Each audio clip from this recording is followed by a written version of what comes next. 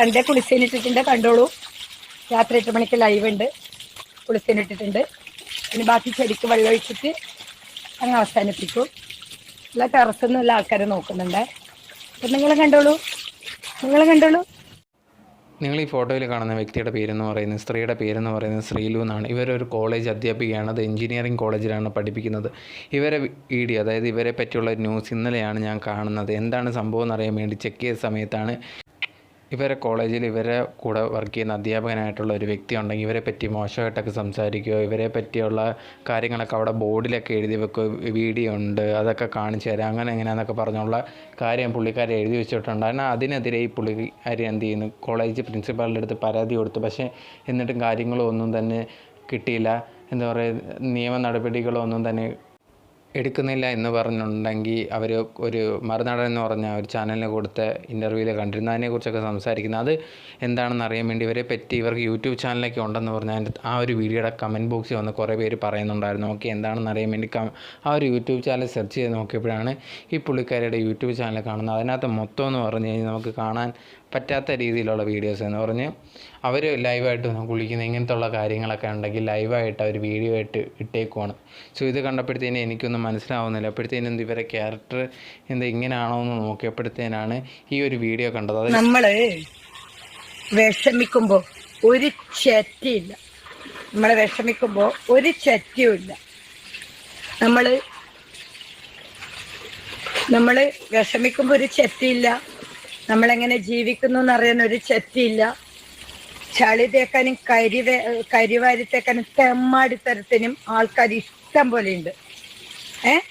നിങ്ങൾ തന്നെയാണ് ക്രിമിനൽസിനെ വളർത്തുന്നതും, നിങ്ങൾ തന്നെയാണ് എല്ലാം പ്രോത്സാഹിപ്പിക്കുന്നത്. സോ അങ്ങനെ ഈ ഒരു വീഡിയോ കണ്ട സമയത്തെന്ന് പറഞ്ഞാൽ ഞാൻ ഇവരെ ക്യാരക്ടർ ഇങ്ങനെ, അപ്പോൾ യഥാർത്ഥത്തിൽ ഇവർ ഏത് ക്യാരക്ടറാണെന്ന് എനിക്ക് മനസ്സിലായില്ല. അപ്പോഴത്തേന് ഇതേ കണക്ക് ഇവർക്ക് കുറേയധികം രീതിയിൽ എന്തോ ബുദ്ധിമുട്ടുകളൊക്കെ അനുഭവിക്കേണ്ടി വന്നിട്ടുണ്ട്. ആ ഒരു കാര്യം പോലാണ് ഈ ഒരു വീഡിയോയിൽ ഈ ഒരു സ്ത്രീ പറയുന്നതും. സോ ഇത് കണ്ടപ്പോഴത്തേനും തോന്നി ഇവർക്ക് എന്തൊക്കെയോ കുറേയധികം ബുദ്ധിമുട്ടും കാര്യങ്ങളൊക്കെ നേരിട്ടിട്ടുണ്ട്. പക്ഷേ എന്നിരുന്നാൽ പോലും ഇവരെ യൂട്യൂബ് ചാനൽ കാണുമ്പോഴത്തേനും ഒരു വർഷം കുറേ നാളുകളായിട്ട് ഏകദേശം ഒരു വർഷത്തിനടുത്തേക്ക് വീഡിയോ ഒക്കെ ഇടുന്നുണ്ട്. അതിൽ കൂടുതലും ഇങ്ങനത്തുള്ള വീഡിയോസ് തന്നെയാണ് ഇവരെ യൂട്യൂബ് ചാനലൊക്കെ ഉള്ളത്. സോ അത് കണ്ടപ്പോഴത്തേന് ഏതാണ് ഇപ്പം ഇവരെ ക്യാരക്ടറൊക്കെ എന്ന് എനിക്ക് മനസ്സിലായില്ല. പക്ഷേ എന്നിരുന്നാൽ പോലും ഇവർ പറഞ്ഞ രീതിയിലുണ്ടെങ്കിൽ ഇവരെ പഠിപ്പിക്കുന്ന കോളേജിലുണ്ടെങ്കിൽ ഇതേ കണക്ക് ബുദ്ധിമുട്ട് ആ ഒരു വ്യക്തി ചെയ്യുന്നുണ്ട് എന്ന് പറഞ്ഞാൽ അതിൻ്റെ ബാക്കി കുറേ വീഡിയോ ഞാൻ കണ്ടിരുന്നു. ആ സമയത്താണ് ഇതേ കണക്ക് കംപ്ലയിൻ്റൊക്കെ കൊടുത്ത സമയത്തുണ്ടെങ്കിൽ ആ ഒരു വ്യക്തിക്ക് പ്രിൻസിപ്പാൾ സസ്പെൻഷൻ, അതുപോലെ തന്നെ ഇവർക്കുണ്ടെങ്കിൽ ട്രാൻസ്ഫറുമാണ് കൊടുത്തത് എന്നാണ് കേട്ടത്.